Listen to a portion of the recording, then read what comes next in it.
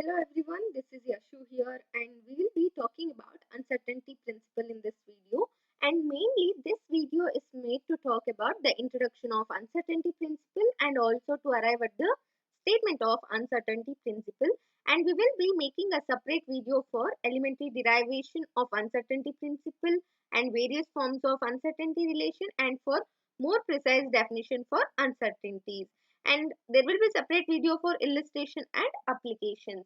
So let us start off.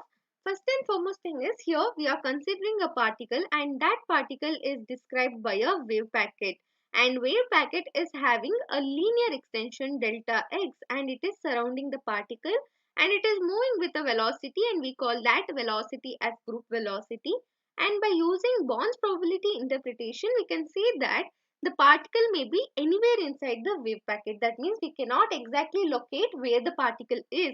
We know that particle is inside the wave packet, but it may be anywhere inside the wave packet.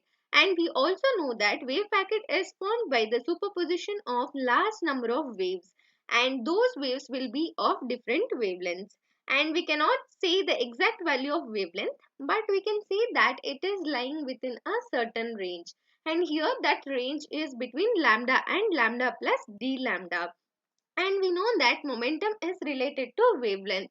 So we can write the momentum P as P it is equals to h by lambda, and using this relation we can write delta P it is equals to modulus of h by lambda square into delta lambda.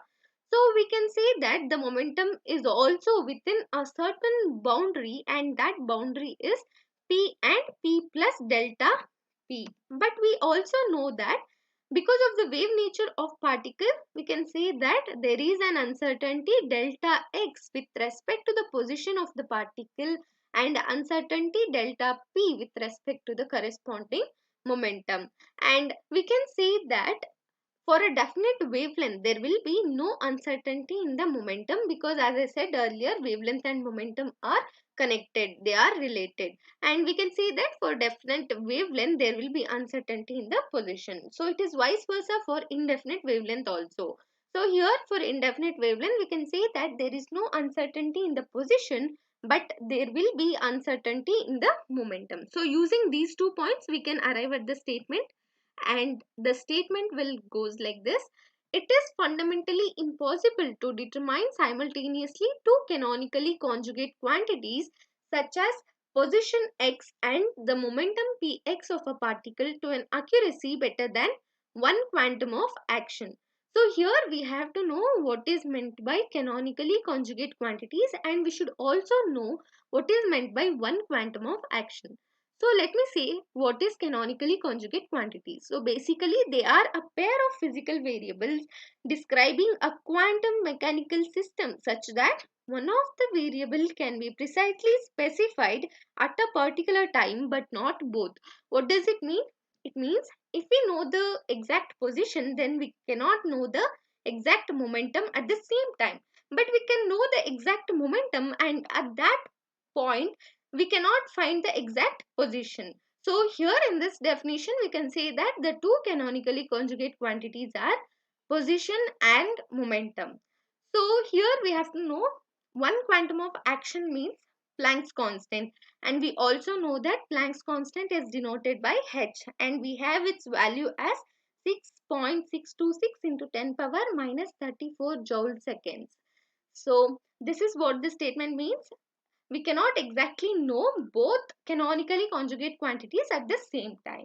And the mathematical form for this statement is delta x into delta px. It is greater than or equals to h, that is one quantum of action or Planck's constant. So using the above discussion, we can arrive at the implication. So what is basically implications? It is nothing but the observations, and using those observations we are arriving at some conclusions. So we can see that Heisenberg uncertainty principle is a fundamental law of nature. So why are we seeing it as a fundamental law of nature? It is because the product of uncertainties in the coordinates and momentum, it is independent of the particle mass, wavelength of light, etc. And it is also not destroying the law of causality. And we can also call Heisenberg uncertainty principle as indeterminacy principle. As I said, it is because It is the fundamental law of nature, and we can also say that the special relativity is also based solidly on the absolute distinction between cause and effect.